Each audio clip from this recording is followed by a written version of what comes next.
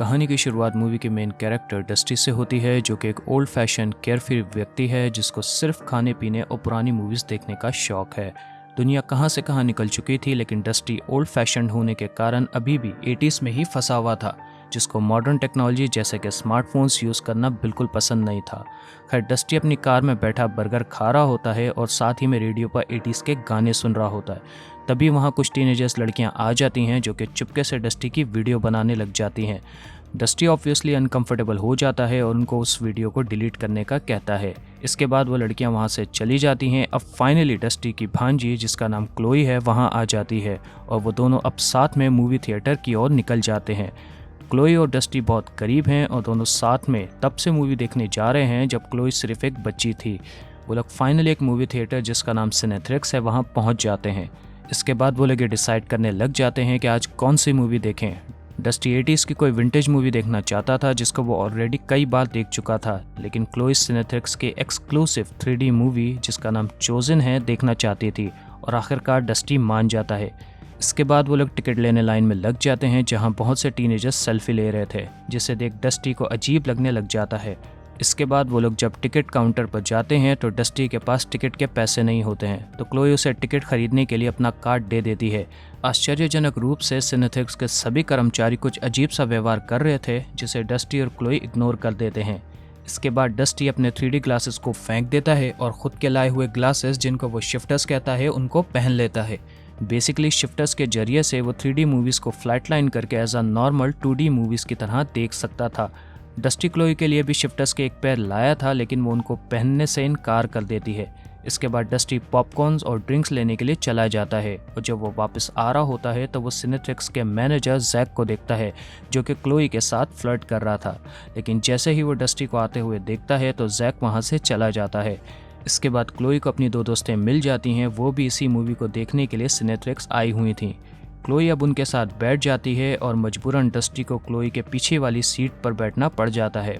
इसके बाद जैक अब स्टेज पर था और वो मूवी को स्टार्ट करने से पहले कुछ रूल्स का बताता है, जैसे कि सब लोग अपने सेलफोन स्विच ऑफ करके रख दें और सिर्फ सिनेथ्रिक्स के द्वारा दिए हुए 3D ग्लासेस यूज़ करें। अब फाइनली मूवी स्टार्ट होती है, जो कि एक साई-फाई लव स्टोरी है। डस्टी को मूवी में एक्टिंग और स्टोरी लाइन काफ़ी अजीब लगती है, लेकिन टीनेजर्स को यह मूवी अपने स्पेशल इफेक्ट्स की वजह से बहुत पसंद आ रही थी और वो लोग हर डायलॉग के साथ चीयर कर रहे थे।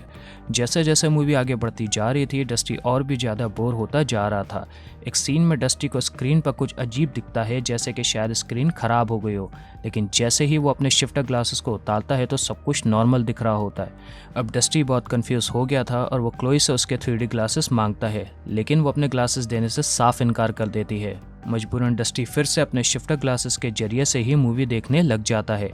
तभी अचानक उसे कोई वर्म जैसा क्रीचर स्क्रीन से निकलता हुआ दिखता है, लेकिन आश्चर्यजनक रूप से थिएटर में किसी और कोई वर्म नजर नहीं आ रहा था। इस क्रीचर को देखकर अब डस्टी और भी ज़्यादा डर गया था और वो तुरंत ही अपने शिफ्टर ग्लासेस को उतार देता है और इसी के साथ ही वो क्रीचर वहाँ से गायब हो जाता है। डस्टी को अब ऐसा लगता है कि शायद ये सब उसके शिफ्टर ग्लासेस के कारण ही हो रहा है, तो वो जैसे ही शिफ्टर्स को दोबारा पहनता है तो अब की बार वो क्रीचर उस पर अटैक कर देता है। डस्टी डर के मारे चिल्लाने लगता है और अब सभी टीनेजर्स उसकी इस हरकत के कारण उसको बुरा भला कह रहे थे, लेकिन डस्टी को अब यकीन हो गया था कि सिनेथ्रिक्स में कुछ तो अजीब हो रहा है।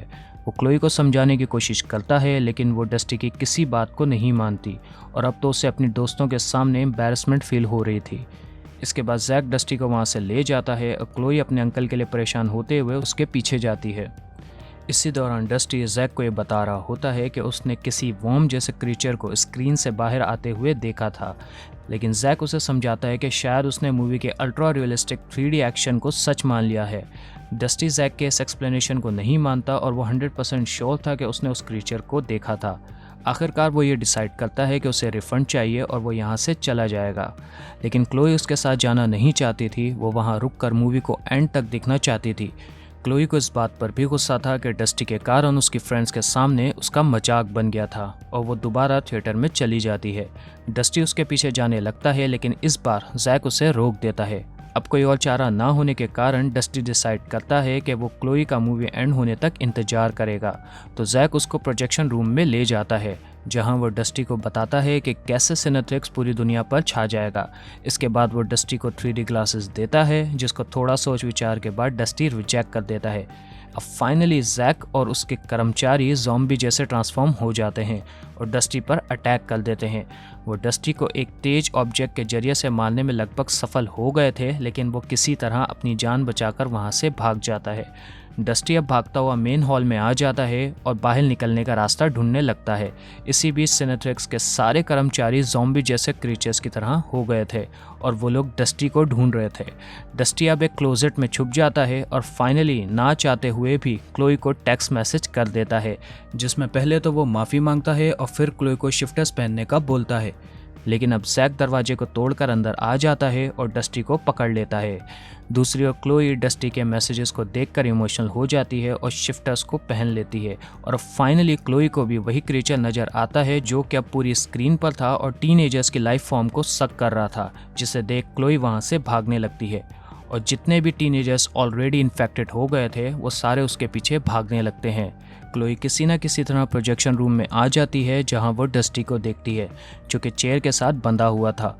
लेकिन इससे पहले कि वो डस्टी की हेल्प करती, जैक वहां आ जाता है। वो उनको बताता है कि इस सब के पीछे एक एलियन क्रीचर है जो कि किसी दूसरी गैलेक्सी से आया है और कैसे इन्फेक्टेड होने से पहले उसकी लाइफ कितनी बोरिंग और दुखी थी, लेकिन अब इन्फेक्टेड होने के बाद से उसकी लाइफ पहली जैसी नहीं रही। इसके बाद वो ज़बरदस्ती डस्टी को सिनेट्रिक्स के 3D ग्लासेस पहना देता है और मूवी दिखाने लग जाता है।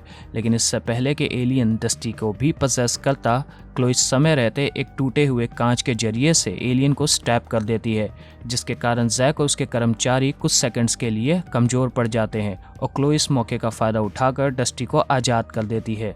लेकिन इससे पहले कि वो लोग वहाँ से भाग पाते, जैक अपने मुंह से एक टेंटिकल निकालता है और क्लोई को पकड़ लेता है और उसको पजेस करने लग जाता है, जिसके कारण क्लोई की आंखें चेंज होने लग जाती हैं। ये सब देख डस्टी एक एक्स उठाता है और उसके जरिए से वो जैक को मार देता है। जैक के मरने के बाद क्लोई होश में आ जाती है और वो लोग सिनेट्रिक्स से निकलने वाले ही होते हैं कि तभी क्लोई रुक जाती है और अजीब सा व्यवहार करने लगती है। वो डस्टी से कहती है कि जैक सही था, हम सब अब आज़ाद हैं, हमारी दुनिया बदल गई है। क्लोई भी अब बाकियों की तरह इन्फेक्टेड हो गई थी और इसके साथ ही सारे टीनेजर्स और सिनेट्रिक्स के सारे कर्मचारी वहां आ जाते हैं और डस्टी को इस चेंज को स्वीकार करने का कहते हैं। डस्टी जैसे ही सिनेट्रिक्स का एग्जिट दरवाज़ा खोलता है तो उसको पता चलता है कि धरती को एक विशाल एलियन ने ऑलरेडी टेक ओवर कर लिया है। वो क्लोई के बिना नहीं रह सकता था, तो फाइनली डस्टी हार मान जाता है और वो सब लोगों के साथ मूवी हॉल में मूवी देखने के लिए चला जाता है। क्लोई डस्टी को उसके 3D ग्लासेस देती है और वो उस एलियन का इंतजार कर रहा होता है कि कब वो उसको बाकियों की तरह पजेस करेगा, और इसी के साथ मूवी यहीं एंड हो जाती है। तो चलो यार, अगर तुम्हें एक्सप्लेनेशन अच्छी लगी हो तो वीडियो को लाइक करो, चैनल को सब्सक्राइब करो और बेल आइकन को प्रेस कर दो। मैं मिलता हूँ तुम सबसे एक नई मूवी के एक्सप्लेनेशन के साथ। तब तक के लिए अपना ख्याल रखो। Bye, take care.